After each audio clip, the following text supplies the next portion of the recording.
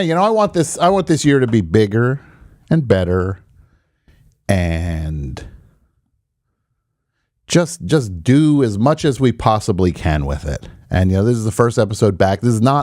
I did not think I was going to be coming back under these circumstances. I thought we'd come back a couple weeks ago, but as you know, there have been fires out here. My brain is a little scrambled.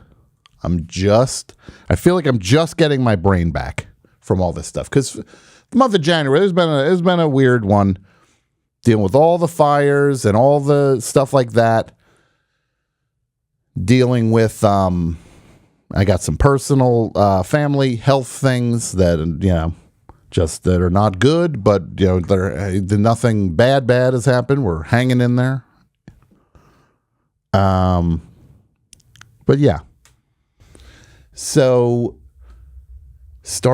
I always love the start of a new year when you're just like, oh, I got a new notebook. I'll write all the things I want to do. I'll plan everything out. The new notebook, you fill it up. Look at this new Best Show notebook I got. Look at this thing.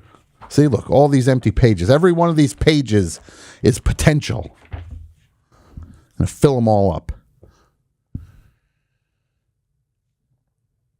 So then, yeah, getting through some family stuff, and then suddenly one day it's like, oh, hey, there's going to be some winds today. And I'm like, okay, there'll be some winds. I'll be ready for the winds. We'll be ready, whatever happens. And that Tuesday, there were some winds. It was like windy during the day. It was windy, but not anything out of the ordinary. And then it started to feel like maybe this is one of those weather things that won't develop as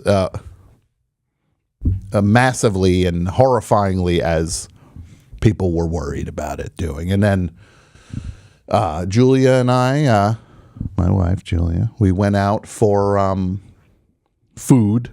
We're like, okay, we'll just go get some food and we'll go home and see what happens with the wind. So we go and we get some food, and suddenly as we're getting the food,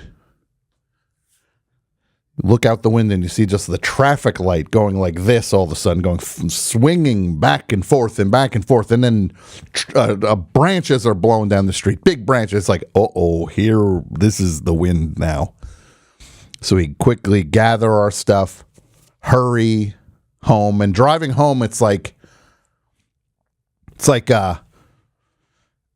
Twister, like a real life Twister. You're driving like just crap's flying. You're just trying to avoid branches and these giant pieces of palm trees falling. Yeah, it was intense. Get home. And the house is going, the house is shaking from the winds. Now the winds, holy moly, they are here. This is what everybody said was happening. It's happening. The winds they're blowing strong. And dirt is like flying in, getting into the house through closed windows, because that's how strong the wind is blowing. It's just pushing dirt through, and just a really strange, scary thing to experience. And it's like, okay, well, we can ride the winds out. Maybe we lose power is what it's going to be. Maybe some things fall over or whatever. You pick them up. Something falls over, you pick them up. And getting through it, and then suddenly it's like, oh, there's fires now. Yeah, and these fires, I can only say, first of all, I am incredibly fortunate. Got through the fires. Didn't lose anything in the fires. Incredibly fortunate. I do not take that for granted for 1 minute. So, because some people really lost a lot during it. So, and people who were talking to people from the East Coast who were there, like New York when 9/11 happened, and they were saying, this reminds me of that. Like, it was the first time feeling that feeling of the absolute powerlessness, when does this end? What's going to happen? I don't know what's going to happen. Just the fear of the unknown and the powerlessness really, it really came rushing back. And for me, that seemed to get one of these a decade seems to be happening. Got 9/11 and then the two hurricanes, like 2012, 2013, something like that. The two hurricanes, and then now this. So just like these weather things, they really set me off. Like I know people like to throw the word triggered around, but it's a valid thing and it's a real thing, and it sets me off. Like I fall apart when this stuff happens because of all the memories of basements getting flooded and all my stuff getting wiped out and all that stuff. Just too much. And again, we got off very easy. The fires were kind of, I can't look at the chat. 9/11, famous weather event. You douche. I'm talking about an event. I didn't say it was just a weather event, you dope. Nitwit. New rule for 2025. When I say in the chat, when I single somebody out, attack that person in the chat. Tell that person you're a nitwit. Everybody just tell that person you're a nitwit. Just tell them they're a nitwit. Yeah, I was aware that 9/11 wasn't a weather event.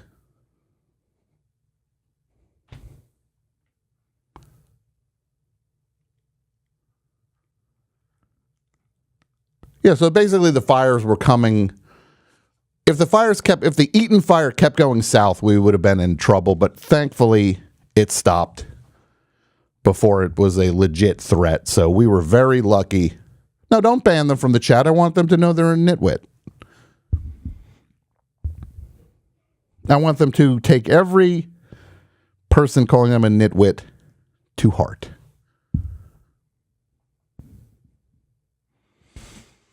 Yeah, a lot of people, friends of the show, lost their homes in the fires. Yasi Selleck, who does Bandsplain. Our friend Max Silvestri, Fat Tony, who performed during the 24-hour show. So many people and it was like that. Just this fire came rolling in. I know way too many people that lost their houses. We talked about it. Julia was like, she took the dogs to her dad's, an hour and a half away. And I was like, all right, I'm just going to stay here. I'm going to hold it down in the house. Because I was worried also about looting. People robbing houses when they see a neighborhood is dark and everybody's split. Because I'm in a suburban area, and a lot of people, that neighborhood is, but we've had a lot of break-ins and whatnot because it's like people get a little too casual in a neighborhood like that. So it's just like, yeah, it's just important for there to be a house with the lights on and a car in the driveway. So I was staying back, and it was fine. A little weird being alone because I wasn't ready for how bonkers it was going to make me. So what I did to prepare was I was like, I'm just going to put the invaluable things in the car in case I got to get out of here. Passports, some clothes, some do-re-mi, right? Huh? Little do-re-mi. My Lana Del Rey topless variant cover of Do You Know There's a Tunnel Under Ocean Boulevard, of course. my can box set. And what would you grab? Think about what you'd grab. Tell me what you would grab. I also took the ticket. My father and I went to this Yankees game right before he passed away. And I had the ticket stub from that, which I just have on my desk and I look at all. I put that in the car. Just the basics, absolute basics, ready to hit the road. Thankfully, did not come to that. The air quality, though, yikes. It was bad. It was 192 in our neighborhood at one point. It was like breathing a campfire in your home. And I just had to mask up in the house alone because the air was so bad. Yeah. I also want to give some guidance. Here's what I'm going to say to people. If you have friends and a tragedy is happening somewhere else where they live, you're not there, you're not dealing with the circumstances, but they are. This is what I would say you should do. Number one, just text them. Shoot them a text. Takes 30 seconds. Hey, how you doing? Everything okay? Just want to make sure you're all right. How long did it take me to say that? How long would it take you to type that? You do that for anybody you know that's there. I was texting everybody, make sure all my friends were okay, finding out who was dealing with problems, who was having a hard time. I put a few people up one night because they were worried about the fire coming toward them. Thankfully, it didn't. But just when you get these casual, you get people take a week to just go, hey, what's going on out there? Really? You didn't have 30 seconds you could have done? Just do that. It's a nice thing to do. Just reach out. And then when you do reach out, don't catastrophize a situation that you're not dealing with. We're like, oh my God, it's going to take forever for everything. It'll never be the same there. It's going to be the worst forever. It's just, it's over. Like, stop. The stress level, everybody was like this, like a knot. And then people just like catastrophizing. Just say, hey, how's it going out there? I was thinking about you. Want to make sure you're all right. But conversely, when you text somebody, don't just start talking about anything as if nothing's happening. Also, just say, again, what I just said is all you got to say. And it's all you got to say if somebody has a person who passes away in their life, you just go, hey, I'm thinking of you, just making sure you're okay. You can even say, I know this is a ridiculous thing to say, but if there's anything I can do, you let me know. Or you offer something tangible that you can do. Hey, do you want some food? Can I help you with this? Can I help you with that? It's all you got to do. It's all you got to do. It's simple, folks. But yeah, there is so much to rebuild here, and it's going to take a very long time.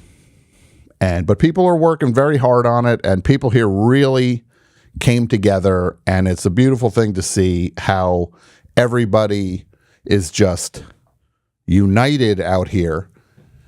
And yeah, it's a positive thing seeing how much people came together out here. And part of it comes from when you would go on the computer and you would look and you'd realize everybody seems to hate Los Angeles. Somehow, who knew that Los Angeles was the most hated place in America? Apparently it is. And people also think everybody here is rich, which is really, that's just a weird thing to think. Like Altadena is basically gone. Altadena was a lot of people of color had houses and stuff. It was their own. It was just not it's just a normal neighborhood with working people in it, and it's gone. All these people lost their homes. But people were like weirdly like acting like this is just like a needed thing that this happened. Like the ugliness, yikes, the ugliness was really something else to see. People are not rich out here. Well, I mean, there are rich people out here, but you think everybody's rich here? Wow, how would that even be a thing that everybody in one place is just rich? Yeah. Thank you in the chat. True evil is the lack of empathy. I agree with that. Yeah. And look, am I going to turn and say, oh, well, I want bad things to happen? No, of course I don't want bad things to happen. I want everybody to be safe and happy. That's all I want. Anybody be safe and happy. There's a tragedy happen somewhere. I always give something just to give. I don't care where it is, if it's Texas or, whatever, North Carolina or Florida, or places where the people are maybe not as aligned with where I'm at with the way I see the world. I don't care. They're still people.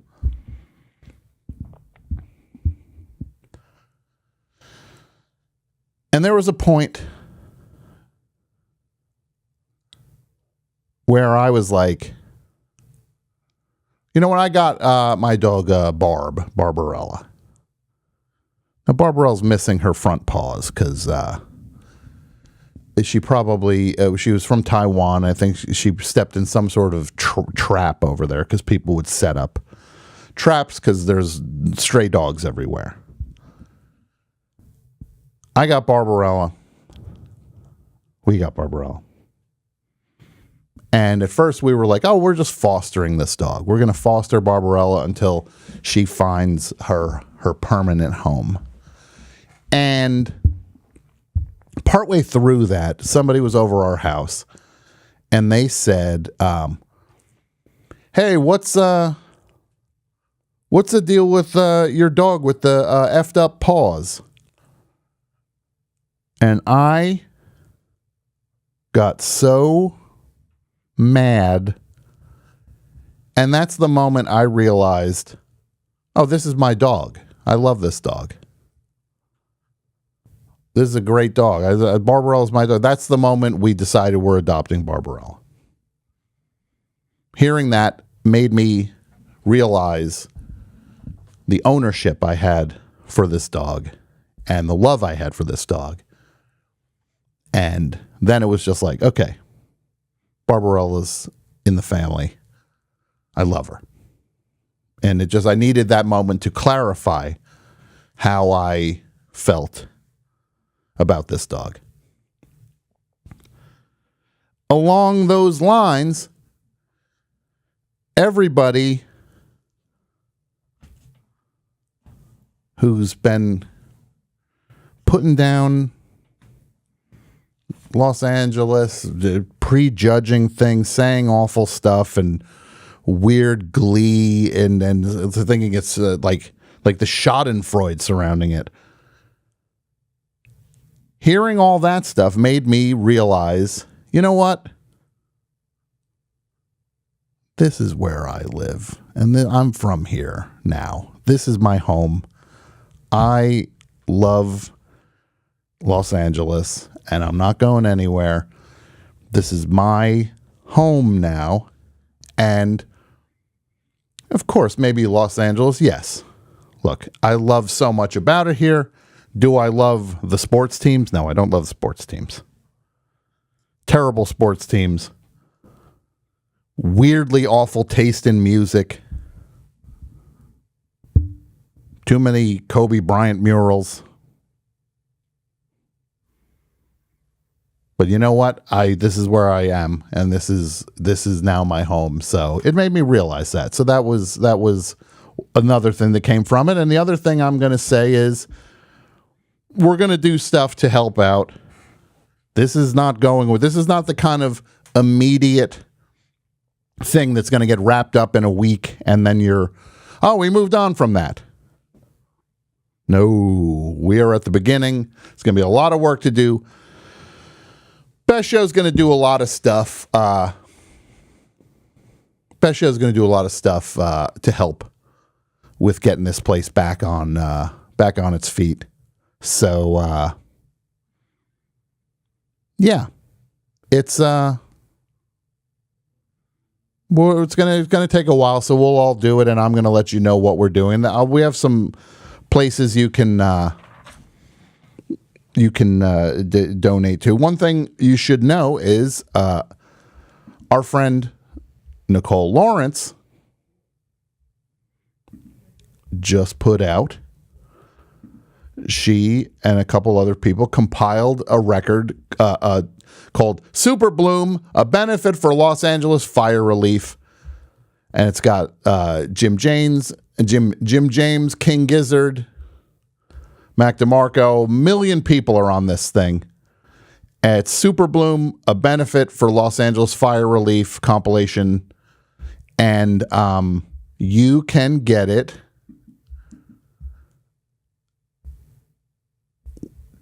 Where can you get it? Go to their Bandcamp. Just search. Let's see. Let me give you the name for the Bandcamp. It's Super Bloom. I'm never going to say this right. Super Bloom, a benefit for Los Angeles.bandcamp.com. Super Bloom, a benefit for Los Angeles.bandcamp.com. And you buy it. It's $10. But give as much as you can. Give more on it, obviously. Just if you can, do it. Bronny Prince Billy's on War on Drugs, not War of Drugs. Ty Siegel's there. So many people are on this thing. Wow, look at this lineup. Jess Cornelius, Dean and Britta, Guided by Voices. Yeah, this is amazing. 62 tracks on this thing. So do that. Help out.